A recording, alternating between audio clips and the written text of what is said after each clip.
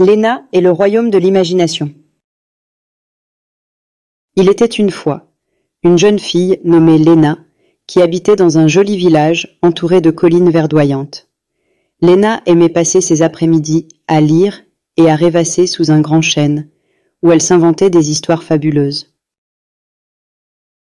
Un jour, en feuilletant un vieux livre trouvé dans le grenier, Léna découvrit une carte mystérieuse qui semblait mener à un lieu incroyable, le royaume de l'imagination.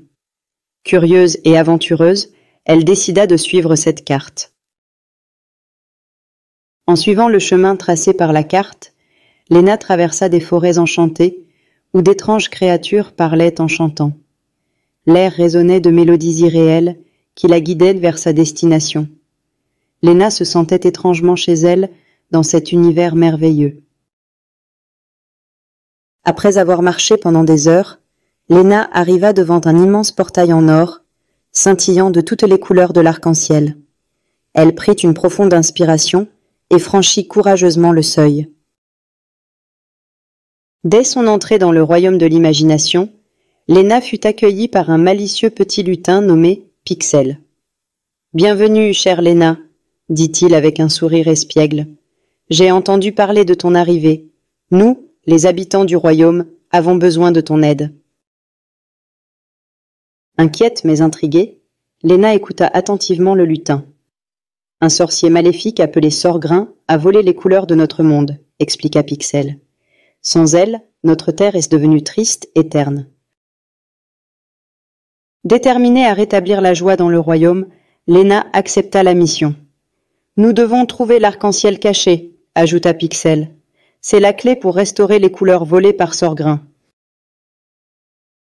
Leur quête les mena à travers des paysages changeants, des rivières de bonbons mouvants, des montagnes rieuses et des prairies de fleurs lumineuses.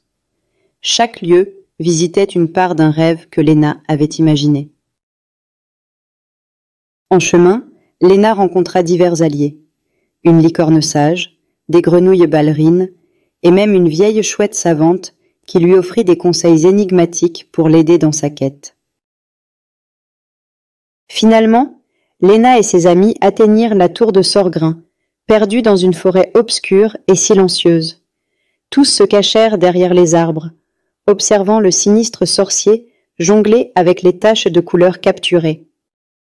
« Voici notre chance, » chuchota Léna. Ses alliés la soutenaient en secret, tandis qu'elle grimpait en silence jusqu'au sommet de la tour.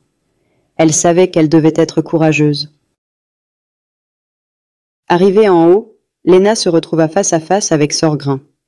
Elle se concentra sur les souvenirs heureux de ses aventures et, avec une force incroyable, déploya dans son cœur tout l'amour et l'imagination qu'elle possédait. Sorgrin défia Léna, mais à chaque sort jeté, Léna riposta avec sa vision du monde radieuse. Peu à peu, les couleurs commencèrent à se libérer de ses griffes sombres.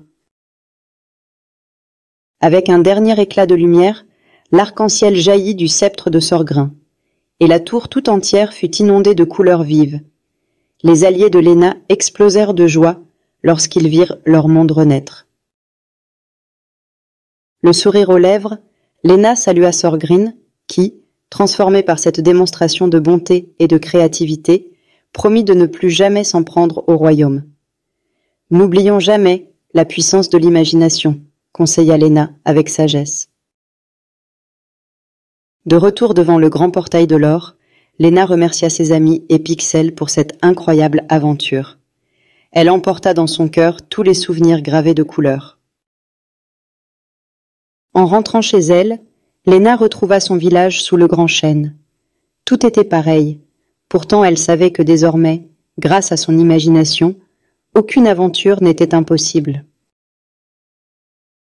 Et c'est ainsi que Léna apprit que peu importe où elle était, tant qu'elle vagabondait dans les royaumes de l'imagination, elle pouvait rencontrer des amis fantaisistes et triompher de tous les défis.